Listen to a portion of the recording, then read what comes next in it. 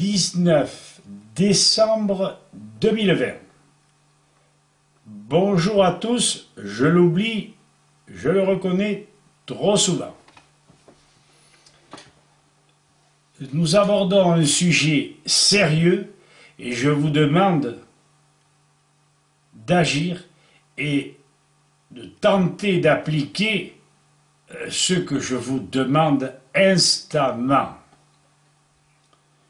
Français, Françaises, Françaises, Français, nous vivons depuis bien longtemps dans une situation, et je n'exagère en rien, cauchemardesque, épouvantable, inadmissible, dans laquelle la majorité semble se complaire, où la médecine détruit la santé, les responsables des tribunaux violent la vraie justice, les universités handicapent le savoir, la presse dénature l'exactitude des faits, quand elle en parle, la religion handicapée ou dénaturée, jusqu'aux banques détruisant la véritable économie, celle du partage, au profit des spéculateurs et de la fausse monnaie. Je crois rêver. Il s'agit là, dans cette vidéo, d'une réforme urgente des PMI, protection maternelle infantile. Français, réagissez, bon sang! En résumé, tous les ans, 600 000 chérubins, au moins, sont handicapés par les vaccins. La protection maternelle et infantile est un service du conseil départemental compétent en matière de santé des jeunes enfants depuis 1945. Placée sous l'autorité du président du conseil, la PMI est chargée d'assurer la protection sanitaire de la mère et de l'enfant. Elle exerce un rôle de prévention dans le domaine de la santé, du développement et de l'éducation auprès des familles et des enfants.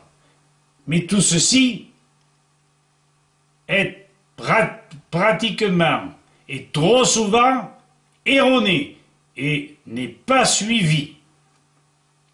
Critique rigoureuse de cet organisme.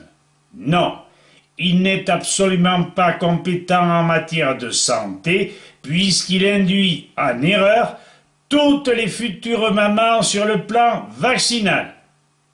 Non seulement il dissémine des concepts erronés, mais exerce des pressions inacceptables, menaçant les familles de recourir aux tribunaux si elles ne respectent pas l'obligation vaccinale, pouvant leur soustraire l'enfant, et ne respectant pas l'obligation vaccinale.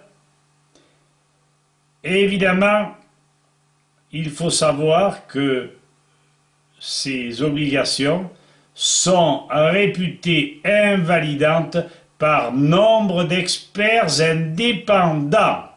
La vaccination est mortifère et confirmée ci-dessous. 3 documents irréfutables établis l'attestent sans problème. 1. La promulgation par la FDA et l'OMS. Combien de fois nous l'avons répété en 1996, d'une dose minimale toxique par voie orale, interdit formellement depuis cette date l'administration à l'homme de tout médicament contenant de l'aluminium, renforcé par le certificat d'expertise du professeur Jean-Bernard Fourtillant, ingénieur chimiste, professeur honoraire de chimie thérapeutique et pharmacocinétique, expert pharmacologue, toxicologue spécialisé en pharmacocinétique auprès de l'AFSAPS. 8 vaccins sur les 11 en contiennent. Le document, nous l'avons. et nous pourrons vous le procurer. 2. Les effets des vaccins sur l'organisme sont catastrophiques. Elkarod, nutridétoxicologue, et le professeur Boyalet, chimiste toxicologue, les font apparaître sur leur livre Les racines de nos maladies, page 279, soit en 2016, 646 400 nourrissons atteints par diverses maladies jusqu'à l'autisme. Nous n'avons pas les chiffres en 2019, mais je suis à peu près sûr qu'ils ont augmenté et que nous sommes très près de 750 000 gosses atteints. 3. Synthèse de la problématique vaccinale présentée par un ancien chef de laboratoire sur le site Artemisia College. Ces 3 documents, si vous voulez réagir avec nous, si vous voulez vous comporter en tant qu'honnête citoyen, vous nous les demanderez à jacques.dodon, @orange.fr. Malgré ces avertissements, les PMI n'ont pas rectifié leur comportement. Malgré nos informations, les familles n'osent pas présenter ces documents à leurs tortionnaires. Et c'est un tort. Ils n'ont plus d'attributs, ces gens-là. Les familles, bénéficient d'autre part de l'anticonstitutionnalité de cette obligation. Par réunion des pouvoirs exécutifs et judiciaires du 5 décembre 2016, le fameux décret Valls. L'obligation est contredite par le nouveau Code civil, l'article 36 de ce même code, le nouveau code de déontologie médicale, les arrêts de la Cour de cassation du 25 février et du 14 octobre de 1997, puis la loi Kouchner du 4 mars 2002. Ce n'est évidemment pas complet.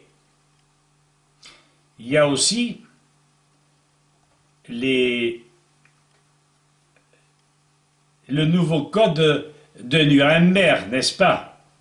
Bon, restons-en là, sachez que je n'ai pas tout mis. En conséquence, si nous en sommes là, nous sommes tous responsables, notamment les familles concernées. Mais tous les citoyens doivent réagir. Et réagir, non pas brutalement, mais fermement auprès des PMI. C'est pourtant si simple de nous demander les documents à présenter aux médecins des PMI, soit par contact direct pour les plus courageux, soit par courrier anonyme, et de les mettre ainsi au pied de la responsabilité. Tout autant d'ailleurs que les médecins de famille qui font semblant d'ignorer. Ils vont payer cela aussi. Nous ne pouvons accepter 6 millions d'handicapés, au moins, en 10 ans sur notre sol. Que va devenir la France à ce rythme-là? Si nous prévenons les PMI, chacun de nous dans son secteur, vu la rigueur des documents, ils cesseront de jouer les tourmenteurs à moins qu'il n'ait plus de conscience, les dénonciateurs, et se rangeront du côté des familles plaignantes. Ainsi, et j'espère qu'ils l'entendront bien, éviteront-ils d'être traduits en justice bien plus tôt que nous ne pensons. Les mouches vont changer d'âme, et plutôt d'âne. Je vous remercie de votre attention et je vous dis à bientôt.